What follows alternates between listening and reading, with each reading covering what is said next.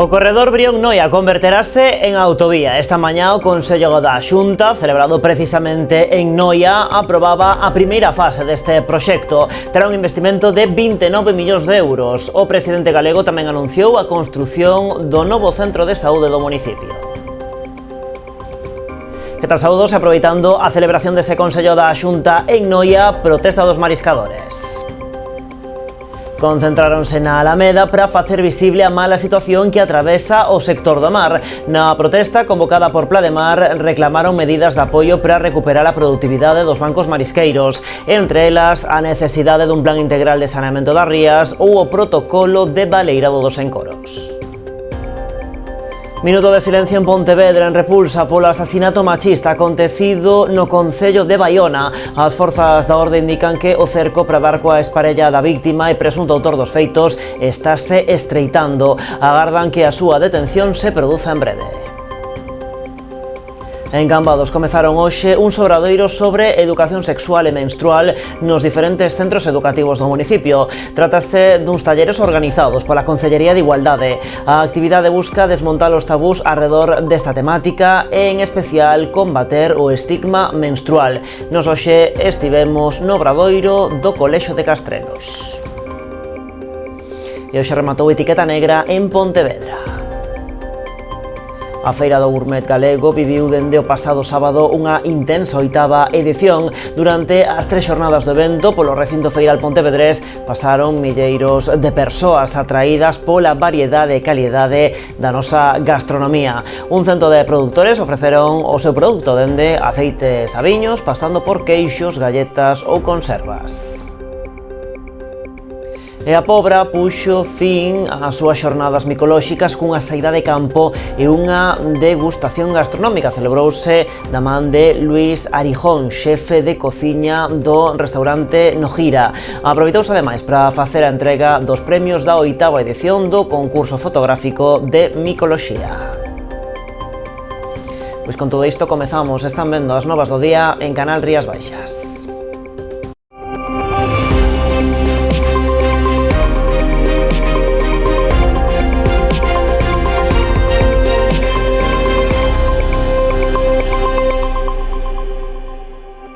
O Casino de Noia acollía esta mañá reunión do Consello da Xunta, a primeira das que o Goberno galego prevé celebrar en distintas vilas de Galicia. Nesa xuntanza acordouse licitar a primeira fase do desdobramento do corredor Brión-Noia en autovía, así como o proxecto de construción do futuro centro de saúde da localidade. O Consello da Xunta acordaba esta mañá na súa reunión celebrada en Noia a licitación de varios proxectos de gran envergadura para a vila. O máis importante, a primeira fase do desobramento do corredor Brión-Noia en autovía, que suporá un investimento de 29 millóns de euros.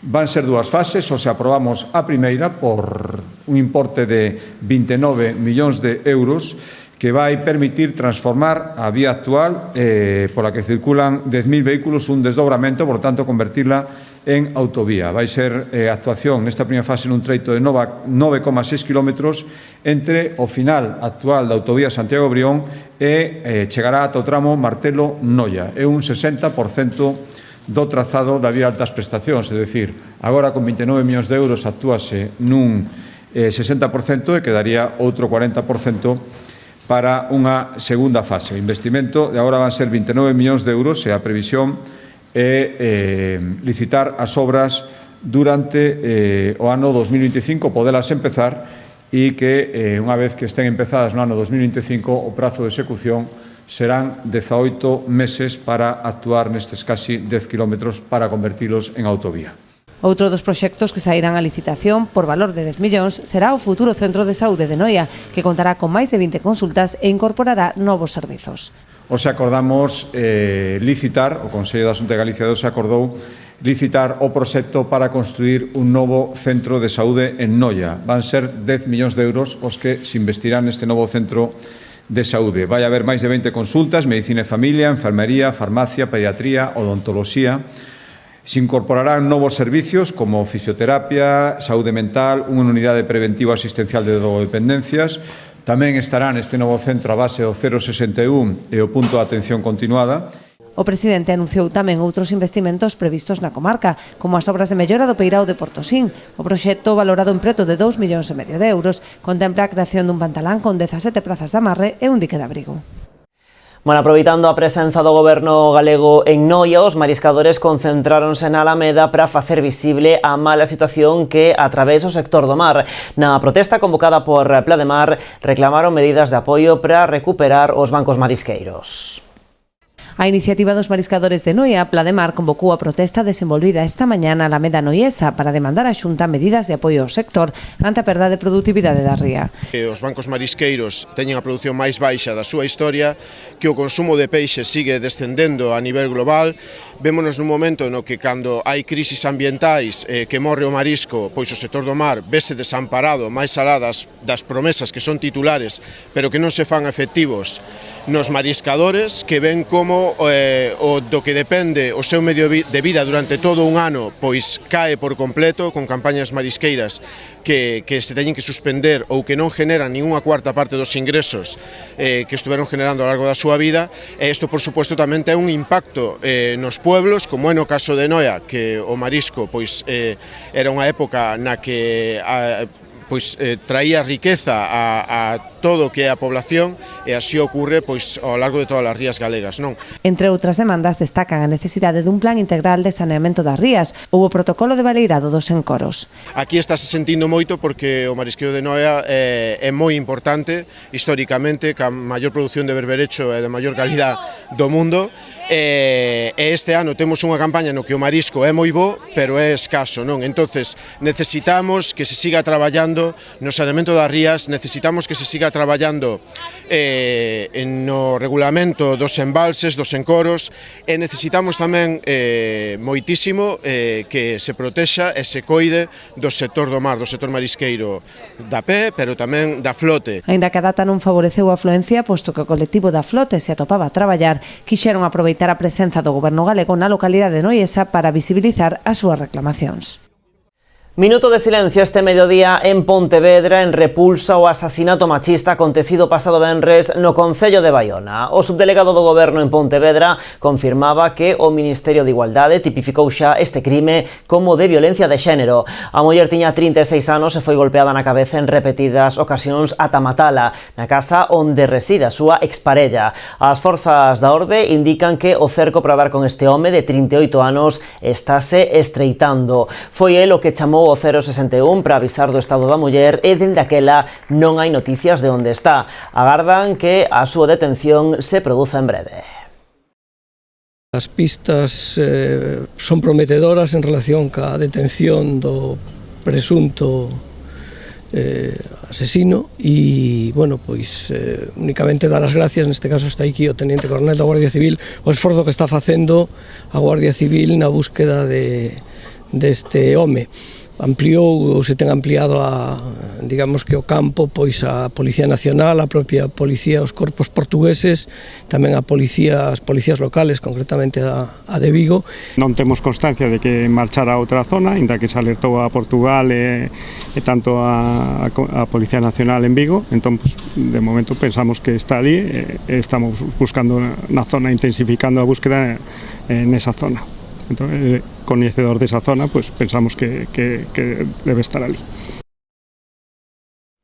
Pois falando de violencia machista, o Salón de Plenos do Concello de Lousame acolleu unha nova xuntanza da Mesa Local de Coordinación Institucional fronte á violencia de xénero, presidida pola Concelleira de Igualdade e Servizos Sociais, Silvia Agrafojo. Ante a ausencia da alcaldesa, a reunión serviu para que a Asociación Pro Saúde Mental Acreva presentar os servizos que ofrece esta entidade e a situación das mulleres do colectivo diante da violencia de xénero.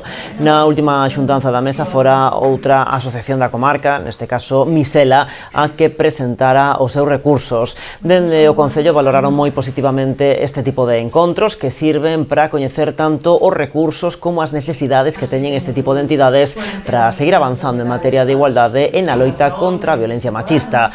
Na reunión tamén se actualizaron as informacións sobre as actuacións levadas a cabo no municipio nos últimos meses en materia de violencia de xénero e presentouse a campaña Quéreme Ben que o Concello vai poñer en marcha este mes para conmemorar o 25 de novembro. Máis cousas, a Policía Nacional de Ribeira informou da detención dunha parella acusados dun presunto delito de tráfico de drogas. Foi nun control rutineiro de prevención do tráfico e consumo de estupefacientes na rúa. Interceptáronos cando circulaban nunha motocicleta. Ao sorprendelos, intentaron darse á fuga. Segundo informan fontes policiais, levaban varios envoltorios plásticos que contiñan no seu interior un total de 30 gramos de cocaína e máis de 500 euros en efectivo. Tamén lle atoparon diversos útiles empregados para a manipulación da droga. Despois de pasar a disposición xudicial no xulgado de primeira instancia e instrucción número 1 de Ribeira, quedaron en liberdade en calidade de investigados e á espera da celebración do xuízo.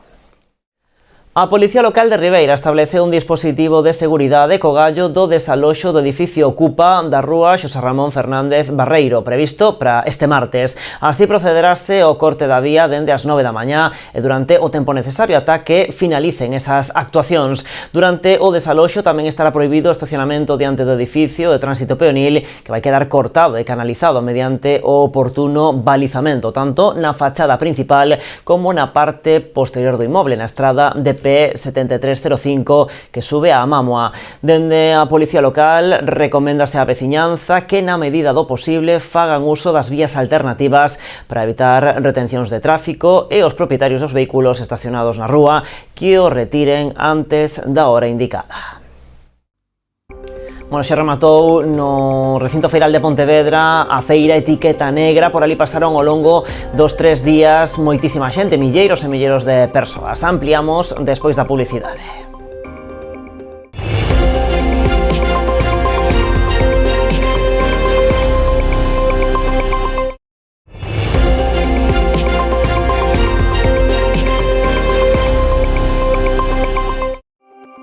Aquí estamos, nas novas, en Canal Rías Baixas. Vilagarcía vai renovar a iluminación do seu paseo marítimo. Os novos faróis serán dun deseño exclusivo. Din dende o Concello que a idea é convertelos nun novo sinal de identidade da cidade, do mesmo xeito que acontecera no seu día cos do paseo marítimo da Coruña. Para iso, o goberno local acaba de contratar o escultor local Elías Rey, que ademais ten ampla experiencia no eido do mobiliario urbano como directivo que é de Fundiciones Rey. O artista recibiu o encargo de realizar o deseño, maquetación e digitalización no novo modelo de farol, polo que vai recibir uns 18.000 euros. Ademais do componente estético, terá o de exclusividade. Ningún outro concello poderá empregar ese modelo. En total, o investimento roldará os 550.000 euros que serán financiados a través dos fondos europeos do Plan de Recuperación, Transformación e Resiliencia do Goberno Central, dentro das actuacións no ámbito da mellora da eficiencia enerxética. Dende o Concello explican que os actuais farois teñen máis de 30 anos e, aínda que xa se renovaron no seu momento as lámpadas, as estruturas acusan xa o paso do tempo. E por outra banda, remataron os traballos de iluminación do enlace de acceso da autovía do Salnés ao Parque Empresarial de Nantes, no concello de Sanxenxo. A actuación permitiu dotar de iluminación á zona, que inclúe tamén o acceso ás vivendas de Pedroño. Instaláronse 6 luminarias, 2 na Glorieta Oeste, 4 no illote central da Glorieta Este, ademais de 2 proxectores tipo LED no muro do paso inferior que conecta ambas as dúas glorietas. Estes traballos foron froito dun convenio de colaboración entre a Xunta e o Concello, con un investimento de case 33.000 euros. Pontevedra presentou o seu modelo de cidade en Exipto nunhas xornadas organizadas pola ONU. A Boa Vila aproveitou ese foro para explicar o proceso que acometeu nos últimos anos a prol da recuperación dos espazos naturais urbanos e rurais. Entre os proxectos que destacaron alá salientan o de recuperación do Parque dos Gafos ou a Xunqueira da Gándara. Nos ali o que fixemos foi explicar como era Pontevedra, poñer Pontevedra como un exemplo de sostenibilidade, donde, por varias razóns, que xa coñecemos todas, reducións de emisións, o fomento da mobilidade segura e saudable, e tamén da recuperación do espacio público. E tamén fomos explicar as novas accións que se están levando a cabo e que se van levar neste sentido de medioambiental, non? En Cambados comezaron hoxe uns obradoiros sobre educación sexual e menstrual nos diferentes centros educativos do municipio. Trátase duns talleres organizados pola Concellería de Igualdade. Esta mañá botaron a andar no colexio de Vilariño para mozos de quinto e sexto de primaria. A actividade busca desmontar os tabús arredor desta temática e, en especial, combater o estigma menstrual. Entre os obxectivos, coñecer o ciclo hormonal e menstrual e a súa implicación nas emocións, dar a coñecer a amplitude da sexualidade e a importancia de cada unha das súas dimensións ou promover unha visión crítica dos roles de xénero na sociedade en xeral e na publicidade en particular. Ademais de en Vilariño, estes obradoiros vanse celebrar no Colexio de San Tomé de Corbillón, no Antonio Magariños ou no IES Ramón Cabanillas. Despois do Nadal tamén participarán o Colexio de Castrelo e o IES Asorei.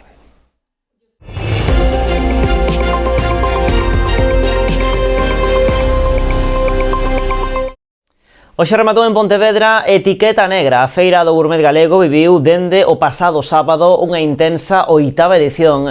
Durante as 3 xornadas do evento polo recinto feiral pontevedrés pasaron centos e centos de persoas, atraída pola variedade e calidade da nosa gastronomía.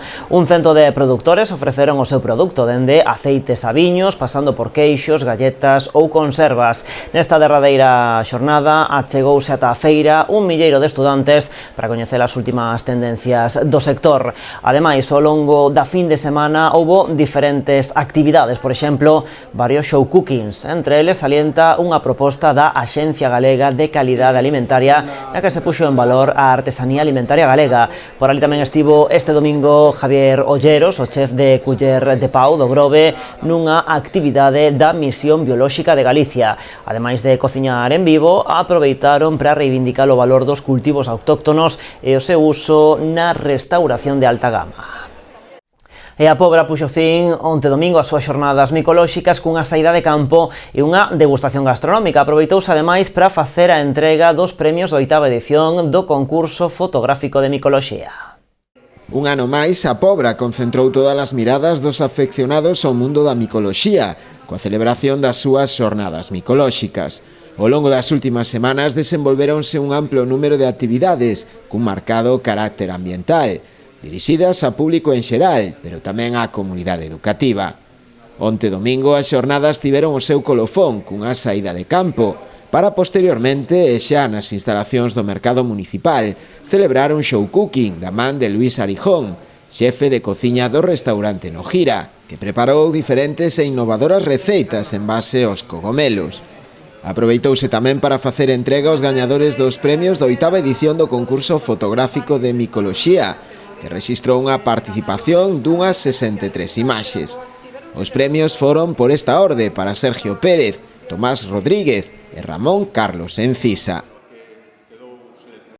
Noia pechou con éxito a 25 edición da súa mostra de curtas. Este sábado o Coliseo Noela colleu a gala final coa entrega de premios. Tribu, de Carlos Gómez Trigo, fíxose co galardón a mellor produción, mentres que o premio honorífico recaeu na actriz Marisa Paredes. A gala de entrega de premios celebrada esta fin de semana no Coliseo Noela clausurou a mostra de curtas Vila de Noia, que nesta 25 edición volveu confirmarse como festival de referencia a nivel nacional. Tribu, de Carlos Gómez Trigo, fíxose co premio outorgado polo xurado a mellor curta, coincidindo co Blog de Cine Español. O premio de mellor curta a nivel nacional foi para Lava, da directora Carmen Jiménez. No apartado de interpretación, o xurado decidiu conceder 2 premios femininos para as actrices de La Mort, Luisa Gabasa e Pepa Niorte, mentres que o de mellor actor foi para Salva Reina por Pequeño. O Premio Galicia Amateur, que leva o nome de Pedro Brandariz, recaeu sobre o filme Alexandra, de Marcos Besteiro, mentres que o público decidiu outorgar o seu galardón a Luso Martínez por Céntrico. O mellor guión foi para Loida García por Ana Canales, mentres que a mellor dirección recaeu en Ana de Alba por Se llama Aurora. Na categoría de animación, o xurado acordou tamén distinguir 2 producións, Pietra, de Cintia Levitán, e a curta portuguesa A rapariga de ollos grandes e o rapaz de pernas compridas, de María Español. O premio honorífico desta 25 edición da mostra foi para Marisa Paredes. A pesar de que a actriz non puido asistir persoalmente á gala por motivos de saúde, agradeceu nun vídeo a concesión deste galardón. E antes de marchar, un último apuntamento en Pontevedra sobre deporte. O Concello anunciou hoxe que xa se puxo o día co reparto das subvencións aos clubes deportivos da cidade. Xa se aprobaron as resolucións dos procesos de 2023 e 2024 e tamén saíron adiante as axudas ás escolas deportivas. Este ano mobilizamos un volumen de recursos públicos importantísimos para o deporte local, para o deporte de base. Directamente os clubes, sumando as subvencións a clubes do 23 e do 24, xunto coas escolas deportivas, mobilizamos 799.832,67.